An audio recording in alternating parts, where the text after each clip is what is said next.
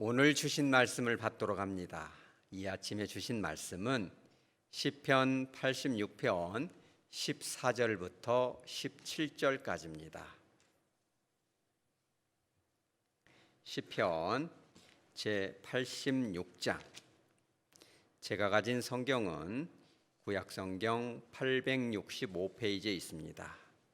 시편 86편 14절부터 17절까지를 한 절씩 받도록 합니다. 하나님이여, 교만한 자들이 일어나 나를 치고 포악한 자의 무리가 내 영혼을 찾아 싸우며 자기 앞에 줄을 두지 아니하였나이다.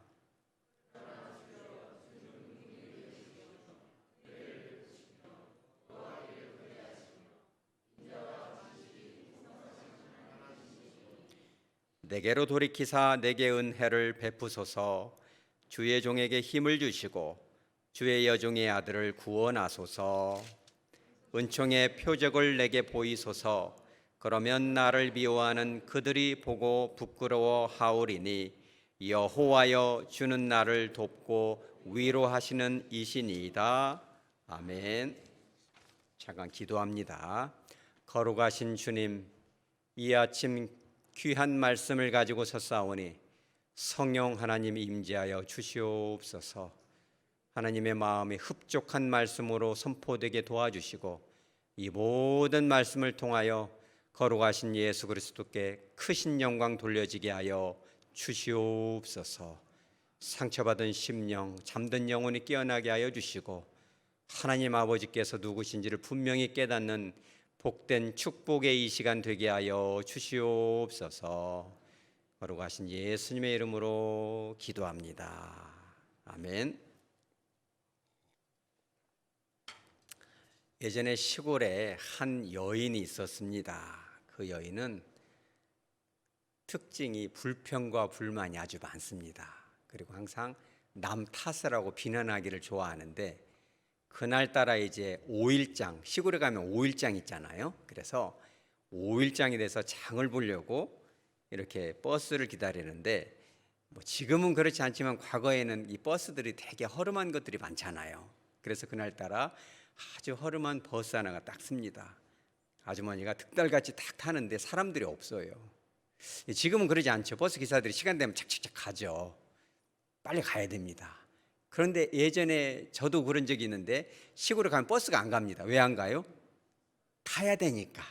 사람들을 더 많이 채워서 가야 되겠다, 이런 마음도 있겠지만, 그거보다는 항상 장날마다 오는 할머니들이 있잖아요.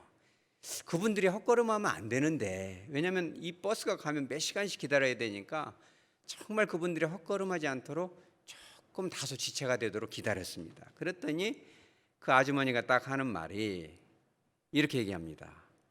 기사 양반, 이 똥차 언제나 가요? 라고 얘기를 해요. 여러분도 그런 말 들어봤습니까? 이 똥차가 뭡니까? 똥차가. 그러니까 똑같은 말도 기분이 좋게 하는 사람도 있지만, 그 습관이 잘못 들어가지고 그렇게 뭔가를 헐뜯고 비평하고 이렇게 말하는 것을 인생의 즐거움으로 삼는 사람들 가끔 있습니다. 이런 습관은 들이지 마시기 바랍니다. 우리 하백교회는 그런 분이 하나도 없는 걸로 제가 알고 있는데, 여러분 그런 소리 들으면 어떻게 응대를 하면 좋겠습니까? 삶 속에서, 직장에서, 음식점에서도 그런 얘기 하겠죠. 막 음식 탓을 하고 막 젓가락을 두드리고 그러면 기분이 얼마나 감정이 상하겠습니까? 같이 막 화를 낼 수도 없고. 그러니까 기사님이 뭐라고 하면 좋겠습니까? 여러분 기사라면 화를 낼 수도 없고. 이런 건 좀 배우면 좋겠습니다. 성경 말씀은 아니지만 점잖은 목소리로 똥이 차야 가지요 라고 말하는 것입니다. 그죠? 그러니까 인생을 살다 보면 참 기분 나쁠 때가 있습니다. 이 기사님처럼 유머가 있고, 그죠?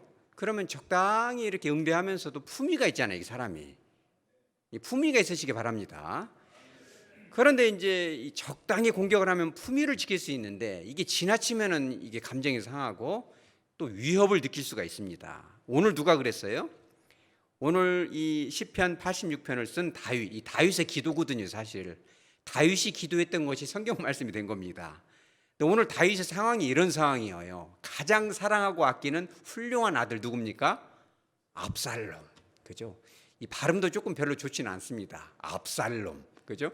그래가지고 이 압살롬 이놈이 하여간 반란을 일으켜서 아버지를 죽이려고 합니다. 그러니까 이제 도망을 가죠.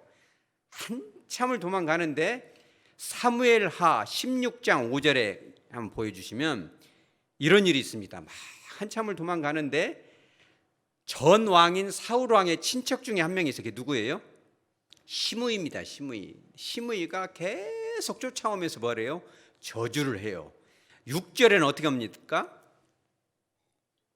저주로는 부족하고 다윗과 함께한 신하들에게 막 돌을 던져요. 막 흙을 끼얹고 막 돌을 던지면서 7절에 뭐라고 그래요?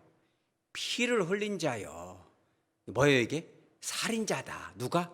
다윗이. 너는 살인자다. 그러면서 사악한 자다. 가거라 가거라. 가거라 이게 좋은 표현이죠. 이게 무슨 말이에요? 꺼져라. 가거라 가거라 그러면서 8절에 뭐라고 그래요? 사울 족속의 모든 피를 사울 왕의 친족을 네가 죽인 거 아니야. 너는 완전히 살인마다. 연쇄 살인마다. 여호와께서 너에게 그 피값을 너한테 돌렸다. 그러면서 뭐라고 그래요? 이 나라를 그러니까 네 아들한테 넘긴 거 아니냐. 그러면서 딱 쐐기를 박아요. 너는 피를 흘린 자이기 때문에 화를 제초했다. 그 심판을 받는 것이다라고 시므이가 막 쫓아오면서 흙을 막 찌그러면서 끼얹으면서 돌을 던지면서 막 계속 쫓아오면서 욕을 해요. 여러분 그런 얘기를 들으면 여러분 기분이 어떻겠습니까? 대답하기 어렵죠. 그런 말은 듣지 않고 사시기 바랍니다. 그런데 이 다윗은 그런 얘기를 들었는데 14절에 이 다윗의 감정을 알 수가 있어요. 14절에 보면 다윗의 그 상황이 이런 상황이에요. 교만한 자들이 일어나 나를 치고 포악한 자의 무리가 내 영혼을 찾았습니다. 내 영혼을 찾았다는 건 뭐예요? 목숨을 빼앗겠다. 실제적으로 다윗을 겁만 준 것이 아니었습니다. 다윗을 죽이려고 이제 추격을 하는 거죠. 그러니까 이 다윗은 목숨의 위협을 느낀 거예요. 그런데 다윗은 이 죽는다 하더라도 하나님 앞에 원망할 사람은 아니었습니다. 여러분들이 성경을 자세히 보면 아는데 다윗의 마음을 더 괴롭게 했던 것은 내 영혼을 찾았다라는 표현보다는 14절 앞에 나옵니다. 교만한 자들이 일어나 나를 친다. 이 친다는 말이 정말 물리적으로 때려서 다치게 한다는 말도 있지만 사실은 거짓 증거로 비난하고 뒤에서 욕한다 그런 뜻이에요. 아까 그 기사님 비슷하죠. 이 똥차 언제 가요? 그러면 기사님 마음이 얼마나 기분이 안 좋겠어요. 이 차를 운전하는데. 그런 거죠. 바로 그때, 그죠? 그때 이런 상황이 있을 때 다윗이 이제 기억을 한 거죠. 그들은 과연 누구인가? 자, 14절 하반절에 뭐라고 나옵니까? 그들 교만한 자들, 포악한 자들은 자기 앞에 주를 두지 아니하였나이다. 이게 무슨 말이냐면 하나님과 함께 살지 않았다. 주님을 자기 앞에 두지 않았다. 주님과는 별개로 살았다. 이런 뜻이거든요. 여러분 하나님 앞에서 사시기 바랍니다. 하나님 앞에 산다는 게 과연 뭐예요? 유명한 말이 있잖아요. 코람 대어. 하나님이 나를 다 보고 계신다. 여러분 말할 때도 그렇게 하시기 바랍니다. 하나님이 이런 말을 다 듣고 있겠지. 막 전화를 하고 수군거리고 이런 말까지도 하나님이 다 듣고 있겠지. 이런 말이 지금 코람 대어거든요. 근데 여기서 나오는 건 뭐냐면 주를 두지 아니하였다. 이 뭐냐면 이 히브리어의 강력한 부정어인 로라는 단어를 완료형과 함께 씁니다. 이 무슨 말이냐면 한 번도 주님을 의식하지 않고 살아갔다. 아쉬울 때는 비나이다 기도를 할지 모르지만 일상의 삶 가운데에는 주님을 의식하지 않고 내 마음대로 말하고 생각하고 판단했다는 거예요. 혹시 여러분들 중에 그런 분들 있습니까? 어떤 생각을 하고 판단을 하고 말할 때 하나님이 이걸 다 듣고 계신다. 여러분 그렇게 의식하시기 바랍니다. 하나님이 다 보고 계시는 거예요. 얼마나 두려운 일입니까? 근데 다윗이 보기에는 그렇지 않다는 거예요. 그죠? 그러니까 얼마나 이 위협을 하고 목숨을 빼앗으려고 달려오고 협박을 하고 그런 것은 다 참을 수 있어요. 그러나 비난하고 없는 것을 만들어서 부풀려서 말하는 것은 다윗이 참을 수가 없었어요. 바로 그럴 때 여러분 어떻게 해야 되겠습니까? 바로 이와 같은 흉흉한 소문 가운데 다윗이 했던 것이 있어요. 그게 뭐냐면 15절에 나옵니다. 첫째는 뭐냐면 바로 이것입니다. 그러나 주여, 주는 15절 하반절에 뭐라고 합니까? 하나님이시오니. 여러분 우리나라 이 한글 번역에는 뭐라고 나와 있어요? 주여, 주는 하나님이십니다. 이렇게 표현하면 주님이라는 표현이 3인칭이거든요. 여러분들도 믿고 저도 믿고 다 같이 믿는 주님, 그 주님은 하나님 아니시냐 이런 말이거든요. 그런데 히브리어는 그렇게 안 나옵니다. 뭐라고 나오냐면 왜 아타 아도니의 아도나이 엘 이렇게 나옵니다. 왜 아타라는 것은 무슨 말이냐면 그러나 당신은 이런 뜻이에요. 우리나라에는 그 당신이라는 표현이 이 존칭이 안 돼 있어서 우리가 이제 기도할 때나 표현할 때 당신 하기는 참 조심스럽습니다. 왜냐하면 이 당신이라는 것이 존칭에 이게 개발이 잘 안 돼 있어요. 히브리어는 이런 표현이 영어에서도 그래도 이게 반말이 아니거든요. 이게 뭐냐면 다윗은 이 하나님과 다윗 사이가 당신, you and I 그렇죠. 하나님은요 항상 함께했던 바로 당신, 그 하나님 아니었냐. 그리고 주는이라는 표현도 뭐라고 나와요? 우리 따라서 하죠. 아도나이. 이 아도나이라는 뜻이 뭐냐면 너의 하나님도 되고 내 주님도 된다는 뜻이 아니라 바로 나의 주님이라는 뜻이에요. 여러분 주님을 그렇게 부를 수 있으시기 바랍니다. 다윗이 그렇게 마음이 착잡하고 쓸쓸하고 외로울 때 왜 아타, 남들도 다 믿는 그 하나님, 누구든지 다 믿는 하나님인지 몰라도 당신은 바로 나의 하나님, 나의 주님 아니셨습니까? 여러분 그렇게 기도하시기 바랍니다. 오늘 이 찬송가에서도 얼마나 좋아요. 찬송가 오늘 우리가 불렀던 442장 3절에 나오잖아요. 밤 깊도록 동산 안에 주와 함께 있으려 하나. 그죠? 기도의 동산에 나가서 밤이 깊도록, 어느 교회는 철야기도 요즘도 철야기도 하는 교회가 있는지 모르겠지만 그런 걸 하든 안 하든 간에 조용히 나와서 밤이 깊도록 주님 앞에 그러는 거죠. 어떻게 기도합니까? 우리 따라서 하죠. 나의 하나님. 우리 모두의 하나님도 되지만 나의 하나님, 나의 아버지. 그렇죠? 여러분 그렇게 한번 기도해 보세요. 한 10번 아니 100번 정도 한번 해보시기 바랍니다. 나의 예수님, 나의 아버지, 내 아버지, 아버지, 내 아버지, 나를 만나주셨던 그 아버지, 나의 하나님, 나의 주님. 그죠? 그렇게 친밀하게 그 어려울 때도 나를 지켜주시고 그 애매할 때 나를 구원해 주셨던 그 나의 하나님, 그렇게 지금 부르고 있는 겁니다. 여러분 힘들고 어려울 때 주님과의 친밀함 속으로 들어가시기 바랍니다. 내가 그걸 하려고 하면 안 됩니다. 나와 함께 하신 바로 그 나의 하나님이 지켜주는 겁니다.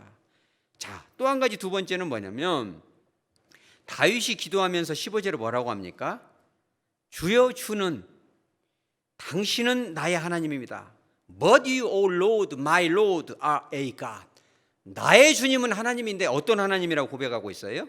그 하나님은 긍휼히 여기시며 은혜를 베푸시며 노하기를 더디하시며 인자와 진실이 풍성하신 하나님이다. 5가지로 표현되는 이거 해석하려면요 하루는 해도 부족합니다. 결론은 그거예요. 하나님은 정말 오래 참으시고 이랬다 저랬다 하는 하나님이 아니고 한 번 선택했으면 끝까지 지켜주시고 한 번 약속은 반드시 지켜주시는 하나님, 멋지신 하나님. 내가 때로는 방황하고 죄를 지어도 반드시 와서 사랑의 맨을 때려서라도 고쳐서 나를 사용해 주시는 하나님, 바로 그 하나님이라는 표현이에요. 여러분 오늘 이 다윗이 감정이 얼마나 상해 있습니까? 감정이 상하면 정말 해결책이 안 나옵니다. 그런데 다윗은 어디에 주목했어요? 자기의 불편한 감정에 주목하지 않습니다. 지금 상황을 주목하지도 않습니다. 잠깐 자기를 욕하고 비난하고 거짓으로 부풀려서 막 잡고 흔들었던 그들에게는 14절에 딱 한마디 던지죠. 교만한 자들이다. 그죠? 포악한 자들이다. 그들이 하나님을 못 만났으니까 그러겠지 라고 그냥 딱 도장을 찍고 하나님께로, 하나님이 내가 믿는 나의 주, 나의 하나님 당신은 바로 이런 하나님이다 라고 고백하면서 기도하는 거예요. 여러분 그런데 이 구절이 어떤 구절인지 아세요? 이 출처가 오늘 목사님께서 기도하실 때 하나님의 말씀을 여러 번 인용을 하셨잖아요. 김명철 목사님께서. 여러분 말씀을 붙잡고 기도하시기 바랍니다. 왜냐하면 내 말이 아니고 내 형편, 처지, 감정도 중요하지만 하나님은 그런 하나님 아니셨냐고 말씀을 붙잡고 기도하는 겁니다. 그런데 다윗이 이 15절을 인용한 것이 왜 대단하냐면 주님 주는 긍휼히 여기시며 은혜를 베푸시며 노하기를 더디하시며 인자와, 이 인자가 헤세드거든요. 사랑, 진실이 풍성하신 하나님이다라는 표현이 이 말씀, 하나님의 말씀, 성경 말씀에 기록이 되어 있거든요. 여러분 이 성경 말씀은 하나님께서 누구의 입을 통해서 선포했을 것 같아요? 마가복음은 마가를 통해서 선포하죠. 요한복음은 요한을 통해 선포합니다. 마태복음은 마태가 했겠죠. 사도 바울이 수많은 서신을 통해 성경을 기록했다면 오늘 이 본문은 누가 했을 것 같아요? 제가 알려드립니다. 이건 누가 했냐면 출애굽 시대에 모세가 10계명 받으려고 40일 동안 굶고 시내산에 올라가죠. 내려왔더니 난리가 났습니다. 우상 딴지를 막 황금 송아지를 만들고 막 거기다 절을 하고 막 그러니까 모세가 막 분노가 일어나가지고 막 10계명 돌판을 그대로 집어 던져서 깨버리거든요. 그러니까 주님께서 그러죠. 그러면 안 되지. 다시 올라와. 또 올라갑니다. 먼저 번에는 돌판도 내가 만들어주지만 이번에는 네가 돌을 띄어서 와라. 돌을 들고 올라가요.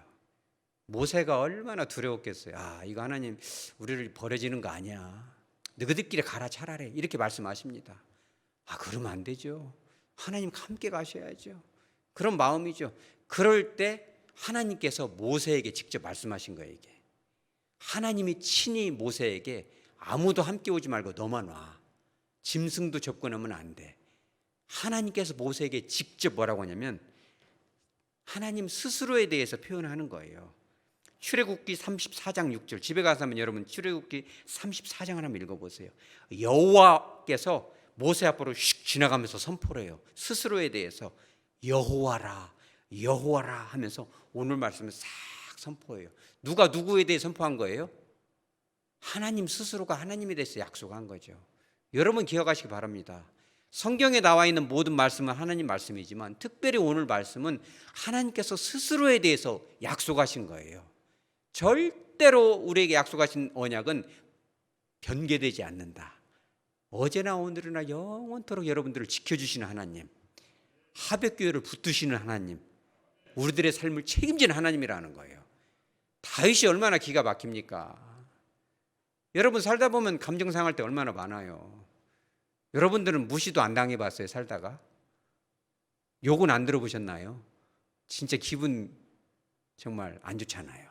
강단에서 차마 말은 못합니다만 그런 얘기 들을 때도 있습니다. 저도 그럴 때가 있었습니다. 그러면 감정을 주목하지 말고 하나님의 말씀을 주목하시기 바랍니다. 감정에 휘둘리면요 사고를 치는 거예요. 감정대로 판단하고 결정하면 망가지는 겁니다. 바로 그렇게 힘들고 어려울 때 말씀을 바라보시기 바랍니다.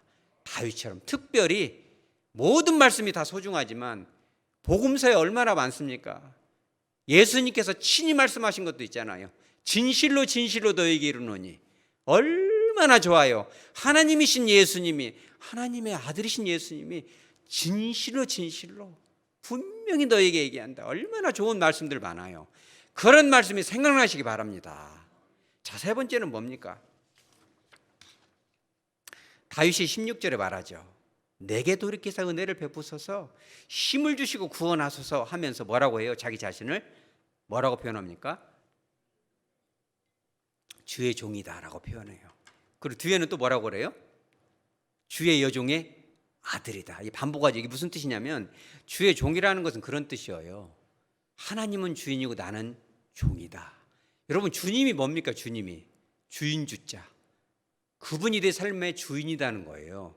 이 사실 하나님의 그 로드십, 그 주님이 주된 그 주재권을 표현하자면 이런 거예요.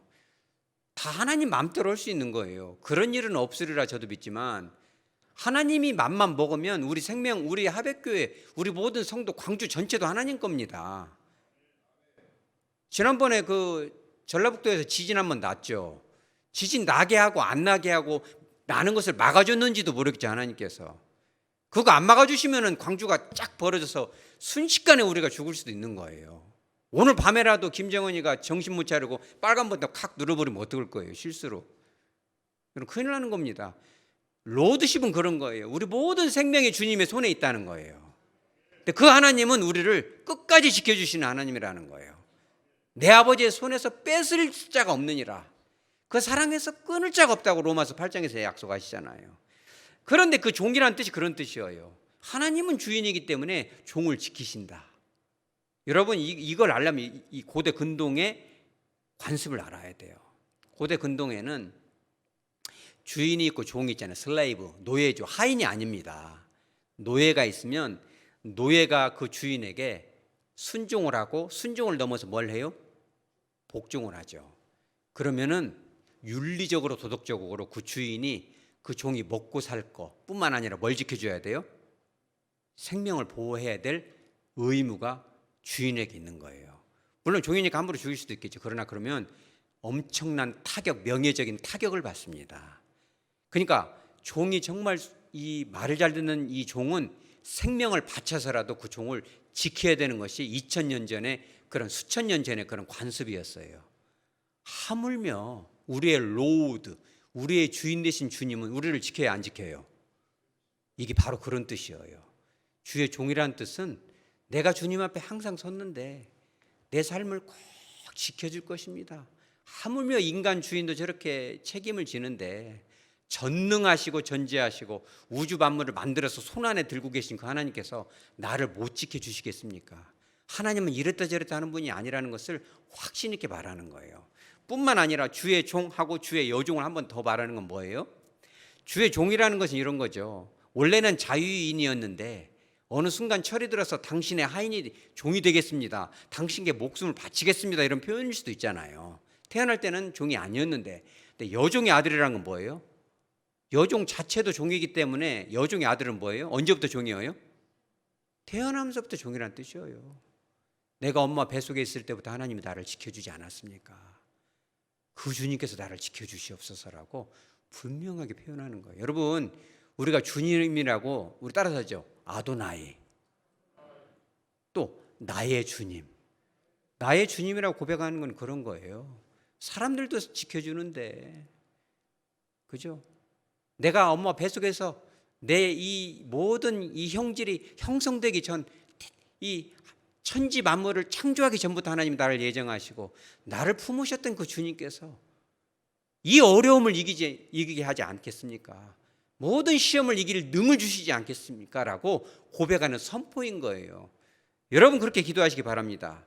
그러면서 마지막으로 17절에 뭐라고 해요? 은혜에 뭐를 보이소서? 표적을 보이소서. 하나님을 시험하면 안 되죠. 그러나 때로는 표적을 구하시기 바랍니다. 여러분 기도할 때 너무나 두루뭉실하게 뭐 다 잘되게 해주시고 교회도 지켜주시고 막 그죠? 애들도 지켜주시고 여러분 그렇게도 기도합니다만 우리 따라서 하죠.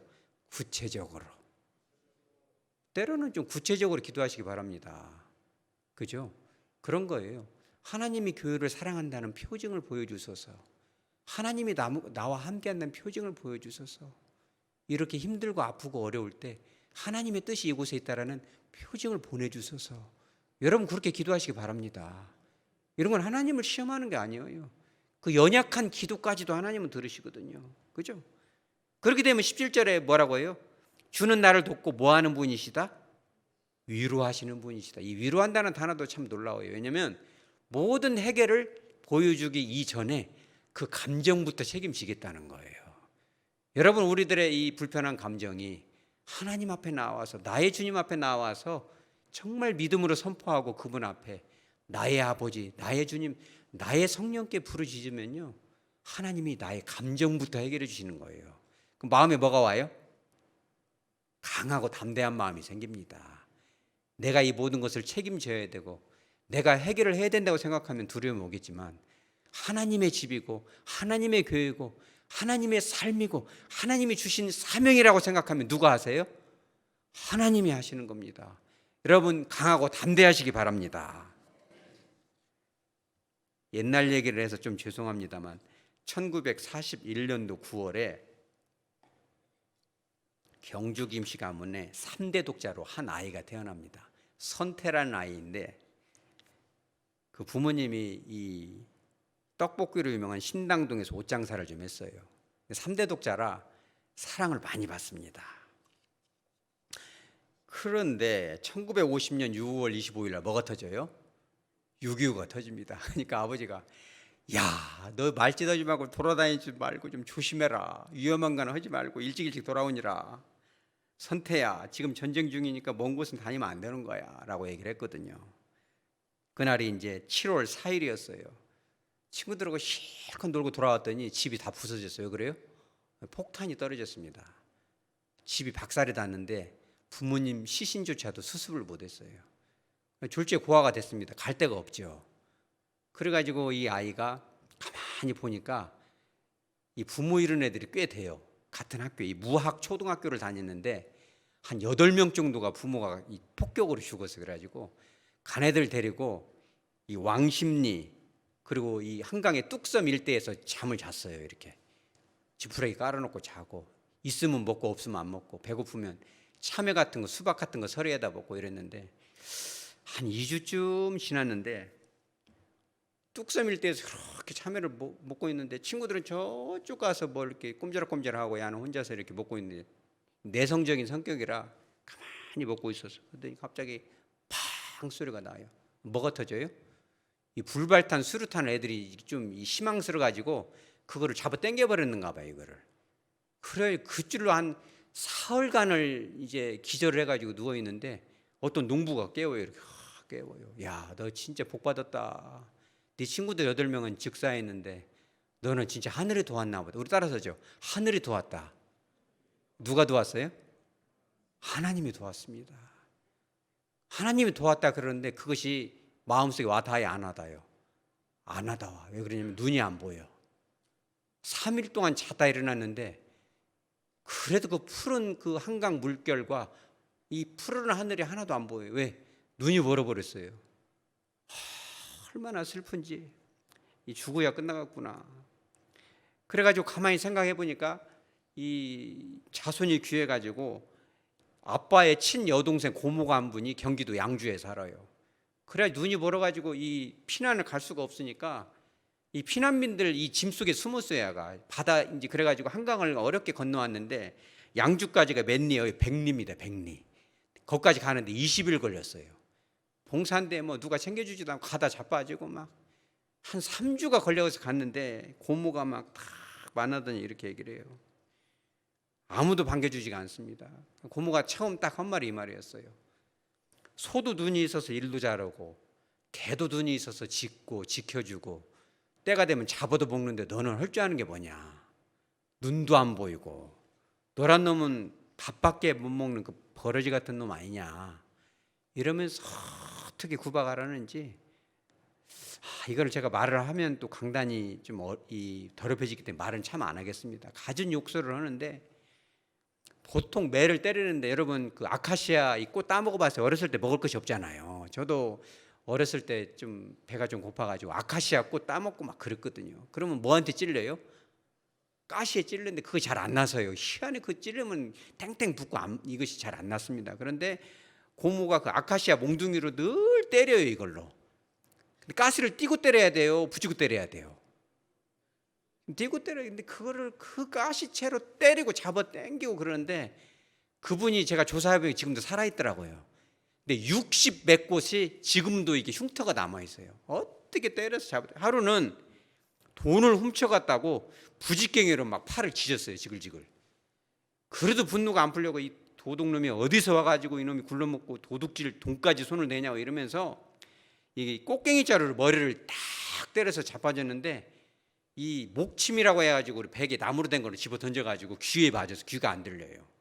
주님의 은혜로 이제 이게 청력이 좀 살아났는데 그래도 갈 데가 없잖아요. 근데 그 해 성탄절 이틀 전에 가만히 들으니까 속닥거리는 소리를 들었어요. 여보 저걸 어떻게 하지? 이 피난 갈 때 데려갈 수도 없고 안 데려갈 수도 없고 저놈 자식 저거 그 빨래하다 남은 양잿물 그거 오늘은 밥 2그릇 쳐갖고 거기다 넣어서 죽여 뿌리고 갑시다. 이걸 들었어요. 그래가지고 도저히는 이제는 여기서는 안 되겠구나. 그래가지고 그 길로 이제 피난을 갑니다. 눈도 안 보이는데 그래도 이 말을 잘해 머리가 영리해가지고 빌어먹기 시작합니다. 이게 여러분 동냥 한번 해봤어요? 웃는 분은 동냥 좀 해보셨군요. 저도 동냥 한 2번 해본 적이 있는데 기분 진짜 안 좋습니다. 다행히 돈을 주면 좋지만 돈 안 주면 기분 더러운 거예요. 추잡합니다 기분이. 이게 이제 동냥하는데 이제 이고로 나가지고 눈이 안 보이니까 불쌍하잖아요. 그래가지고 어떻게 하면 돈을 받을 수 있는지를 잘 연구를 해가지고 이제 동냥을 이제 서울에서 하다가 허다하다 어디까지 내려가요? 부산까지 내려갔습니다. 그래가지고 4개월 만에 자기 쫄자가 15명이 생겼어요. 부하가 나이도 많고 쌈도 잘하는데. 왜 그러냐면은 다른 사람들은 이 거지가 오면 쫓아버린 이 사람은 막 예쁜 말을 좀 예쁘게 하잖아요. 그리고 눈이 안 보이고 하니까 음식을 돈도 주고 먹을 걸 주면은 이 사람이 꼭 같이 먹어요. 친구들하고 이 거지 친구들하고 같이 먹으니까 나이 많은 애들도 이 선태한테 붙으면 먹을 길이 어려져. 그래가지고 선태한테 형님 하면서 15명이 쫄자가 생겨요. 이거를 실제 이게 지금 이 기사가 조선일보에 2008년도 11월 29일 날 이 기사가 난 거예요. 여러분 추적해 보면 다 나옵니다. 구글 같은데. 그 기자가 물어봐요. 거지에도 서열이 있습니까? 진짜 동냥했는가 물어보는 거. 그랬더니 딱 그분이 뭐라고 하냐면 지금은 목사님이 됐는데 등급이 있죠. 왕초거지 밑에 내초거지, 초초거지, 산초거지, 신초거지, 마지막에 뭐예요? 똘만입니다. 이것들 안 잊어버렸어요. 왜냐면 하도 머리에 이 거지가 인이 배겨가지고. 그러면서 뭐라고 하냐면 앞도 안 보면서 어떻게 왕초거지가 됐습니까? 그런데 아까 그 얘기를 해요. 불쌍한 체 하면서 이렇게 말을 예쁘게 하면은 돈을 빼먹는 기술이 있대요. 그래가지고 이제 같이 놀아 먹고 그러면서 그랬어요. 그 대신 이거를 먹으려면 어디를 같이 가야 돼? 교회를 같이 가야 된다. 이래가지고 15명을 사랑으로 품고 돌아다니기 시작하는 왕초거지가 된 거죠. 교회도 갑니다. 교회 갈 때 이 적선받은 돈 중에서 이렇게 눈이 안 보이니까 탁탁 털어봐가지고 깨끗한 거 몇 장 딱 추려서 어떻게 해요? 헌금도 됩니다. 교회 갈 때는 마음이 좋아. 왜 그래요? 왕자거지다. 보통 거지가 아니고 나는 그래도 주님의 왕자거지다 이래가지고 가는데 하루는 뭘 잘 못 먹었는지 눈에 보이면 안 먹을 거 아니겠어요.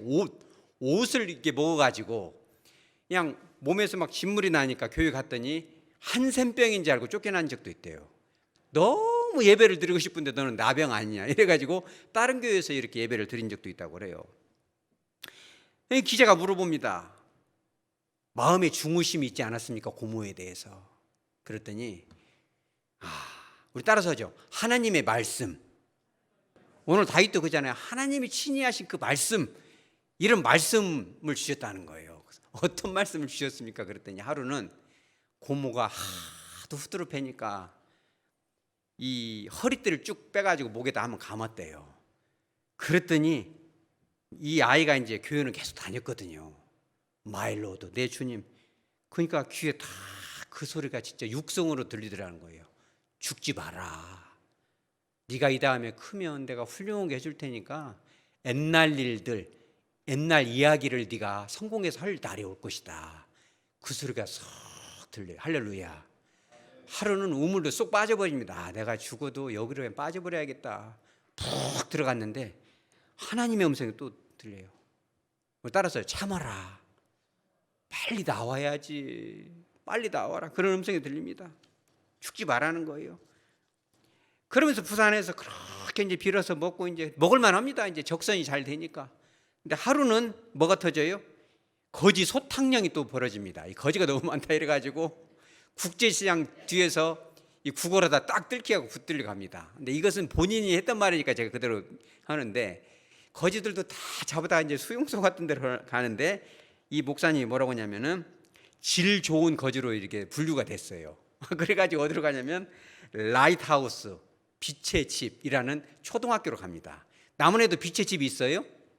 있지요. 동광주 홈플러스 못 가다 보면 거기 뭐가 있어요? 까사티 루체라고 이태리어인데 빛의 집이라는 뜻입니다. 거기 이제 결혼식장인데 라이트하우스는 뭐냐? 빛의 집. 빛은 누구예요? 예수님의 집이죠.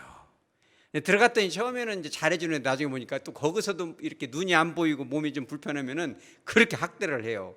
하루는 그래서 바다에 가가지고 이렇게 기도해요. 주님, 저 박사 되고 싶어요. 저도 박사 될 수 있어요? 그랬더니 주님이 그래요. 그렇지. 박사가 될 수 있지. 이래가지고 이제 초등학교를 졸업하고 이제 서울로 가자고 서울로 갑니다. 서울로 갔는데 드디어 만납니다. 누굴 만나요? 누굴 만나냐면 평양신학교 교장을 하신 곽알련 선교사님의 아들인 곽안전 선교사님을 만납니다.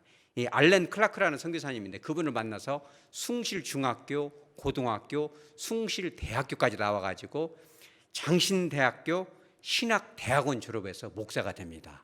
그분이 어디로 가요? 미국 매코믹 대학 유학 가서 박사학위까지 취득을 합니다. 그리고 나서 이제 1970년대 이제 이 한국으로 돌아오는데 혼자 있으니까 외롭잖아요. 신학교 3학년 때 외롭잖아요. 외로우니까는 주님 너무 외롭습니다. 그런데 희한해. 눈이 안 보이는데 그렇게 사귀지 않은 여자들이 많아요. 집에 와서 보면 막 성경책 사이에 막 뭐가 이렇게 쪽지가 끼어 있어요. 연애합시다. 사랑합니다. 전도사님 결혼하고 싶고 막 편지가 막 와요. 그래서 기자가 물어봤어요. 비결이 뭡니까? 눈도 안 보이는 그랬더니 알거지인데 뭐 비결이 뭡니까? 잘 모르겠습니다. 여러분 주님의 은혜는 그런 겁니다. 근데 하루는 김정자라는 이 자매가 와가지고 나하고 결혼해 주라고 그렇게 부탁을 해요. 그래서 딱 두 가지를 물어봤어요. 뭘 물어보냐면 나는 가진 것도 없고 집도 없고 뭣도 없고 가족도 없고 맨주먹 붉은 피인데 단 하나 있다면 주님에 대한 믿음과 미래에 대한 확신만 있습니다. 그랬더니 그 여자가 뭐라고 하냐면 저는 다 필요 없고 믿음이면 됩니다. 없으면 굶으면 되고 주신 대로 감사하면 먹으면 되는 거 아닙니까? 이렇게 얘기를 해요. 그래도 또 한 가지를 물어봐요. 공산당에 쳐들어오면은 당신은 공산당 편에 설 것입니까? 신앙을 선택할래요? 그랬더니 뭐 물어볼 것도 없이 신앙을 선택합니다. 할렐루야. 딱 3번 만납니다. 그러니까 신부 가족에서 아이고 전도사님 결혼해야지 그렇게 하겠어요? 폴짝이나 뛰죠. 뭐 저런 뭐 같다고 하겠어요. 어려서부터 이렇게 해먹더니 이런 거 아니냐 이래가지고 난리가 발칵 뒤집어져가지고 장모님 될 분이 방광염이 와버렸어요. 그죠? 이 피고 나면 염증이 생기면 저도 이 코 이쪽이 막 고름이 잡혀가지고 지금 염증이 생겼잖아요. 그 장모님 되실 분도 막 방광염이 와가지고 막 소변을 불나면 막 허리가 아프고 그래가지고 신학교 옆에 이제 입원을 합니다. 근데 그날 밤 꿈을 꿉니다. 장모님이. 예수님이 친히 말씀하시기를 눈먼 목사 후보생을 만날 것인데 그를 사위로 거절하면 너는 안 된다. 그런 음성을 또 듣습니다. 할렐루야. 근데 또 뭔 일이냐 이런 일이 있어요. 1968년 11월 22일에 있었던 일인데 여러분들 조회해 보세요. 남대문 시장에 큰 불이 납니다. 그 불이 결혼식 전날인데 신부 측에서 그냥 난리가 나요. 저런 놈하고 결혼시키면 안 된다 이래가지고 그랬는데 68년 11월 22일 날 남대문 시장에 전소가 돼버립니다. 그런데 이 신부 측도 남대문 시장에서 여기서 옷장사를 하고 있었거든요. 상당히 크게 했어요. 그런데 이 불이 어디서 끝나요? 앞집에서 딱 멈춥니다. 할렐루야. 그래가지고 이 처가댁들이 진짜 저 사람 하나님의 사람이다. 이래가지고 이제 결혼식을 성대하게 치르고 1972년이 되니까 이제 정신이 딱 와요. 내가 눈먼 사람들의 아버지가 돼야겠다. 이런 목회를 해야 되겠다. 이렇게 마음을 먹었는데 이 곽안전 선교사님의 상의를 했더니 너 가서 영국에서 온 선교사님하고 같이 한번 해봐라. 이래가지고 남산 3호턴을 입구에 교회를 개척을 해요. 그런데 어떤 일이 또 있냐면 77년도에 충북대학교 교수님 한 분 계신데 이정순이라는 교수님이 핸드백을 딱 갖고 오더니 쭉 열어서 봉투를 하나 꺼내요. 뭐라냐면 아들 결혼할 때 주려고 준비한 돈인데 눈을 뜰 수 있는 개안수술을 하십시오. 돈을 딱 쾌척을 해요. 그래 그걸로 개안수술을 할 수 있어요? 못해요? 못하죠. 수류탄 맞아가지고 눈이 싹 망가졌는데 신경까지 다 상했잖아요. 그래가지고 그걸로 자기 대신 성도들의 눈을 띄워줍니다. 할렐루야. 그래가지고 생긴 병원이 뭐예요? 서울에 있는 실로암 안과병원이에요. 그래가지고 2008년도 11월 29일 현재 몇 명 눈을 띄워줘요? 3만 명의 눈을 띄워줍니다. 몇 명을 무료 치료를 해요? 40만 명 치료를 합니다. 그리고 2008년도 현재 당시로 거기를 병원을 바꿉니다. 아프리카 땅까지 그들의 눈을 열어주자. 까사디루체 돈만 벌 게 아니라 혹시 관계자들 죄송합니다. 그 결혼식장도 잘 되시기 바랍니다. 라이트하우스 빛 대신 주님 그들에게 빛을 주자. 이래가지고 지금 제가 조사해보니까 그분 김성태 목사님 지금 살아있어요? 안 살아있어요? 지금도 살아있어요. 기자가 물어봤습니다. 그 고모 만나봤냐고. 그랬더니 못 만났대요. 그 후로 돌아가셨는데 혹시 섭섭하지 않냐 그랬더니 섭섭하지가 않습니다. 왜 그러냐면 만약에 그분이 나를 따뜻하게 품어줬으면 제가 이 안마사가 됐거나 점술사가 됐거나 아니면 그런 쪽으로 불렀을 텐데 제가 말이 좋아가지고 그 어려움 당하면서 주님 만나고 아도나이 나의 주님 나와 함께 하신 그 주님 그 어려울 때 왕초거지가 되게 하시고 그 선교사를 만나서 지금도 쓰임받고 여러분 그분 한번 초대하면 좋겠습니다. 천국 가시기 전에 오후 예배 같은데 얼마나 은혜가 되겠어요. 아카시아 가시에 긁힌 흔적이 60개가 넘는다는데 그 욕을 들어가면서 가서 죽으라 곱게 죽지 않고 저거 양잿물 먹여야 할 텐데 여러분 마음이 어떻게 있어요? 말씀을 정리하도록 합니다. 인생을 살다 보면 여러분 그런 일 당합니다. 여러분 오늘 말씀이 와닿지 않거든 딱 하나 방법 알려드립니다. 추레한 옷을 입고 양동시장 가서 1시간만 구걸하십시오. 딱 1시간만 해보면 오늘 말씀 이해가 갑니다. 사람들로부터 욕도 먹고 소금을 끼얹고 말이요. 그런 과정 살다 보면 그런 억울할 때도 있죠. 불필요한 말을 듣고 열심히 했는데 그 욕을 먹을 수도 있겠습니다. 그러함에도 불구하고 우리는 그들을 주목하지 마시기 바랍니다. 내 감정을 주목할 필요도 없어요. 지금 현실을 바라볼 필요도 없습니다. 주님 앞에 잠깐 얘기하면 돼요. 우리는 뭘 주목해야 돼요? 나의 주님을 바라보시기 바랍니다. 그렇죠. 우리가 기도해야 될 때입니다. 교회에 나와서 나의 아버지 1시간이건 2시간이건 나의 주님 우리 하백교회의 주님 우리의 주님 우리를 불쌍히 여기소서. 그 옛날 모세 떨고 두려운 마음으로 시내산에 올랐던 그 앞에 여호와로다 나는 이런 하나님이다. 오래 참으시는 하나님 모든 것을 용서하시는 하나님 그 사랑의 하나님을 붙드시기 바랍니다. 나는 주님의 종입니다. 나를 책임져 주시옵소서. 우리 교회를 책임져 주시옵소서. 우리 자녀들을 책임져 주시옵소서. 믿습니다. 그 옛날 그들을 지켜주신 그 주님이 나를 지켜주시고 우리의 삶의 현장 우리의 자녀들도 지켜주시고 사업도 지켜주시고 내 건강도 지켜주시고 하백교회 공동체도 지켜주실 줄 믿습니다. 그럴 수만 있다면 얼마나 담대할까요? 그랬기 때문에 이 다윗이 성군이 된 것이고 감정과 환경과 그런 객관적이고 주관적인 것보다 주님을 바라보았던 그 다윗 그 앞에 주님께서 역사하신 거죠.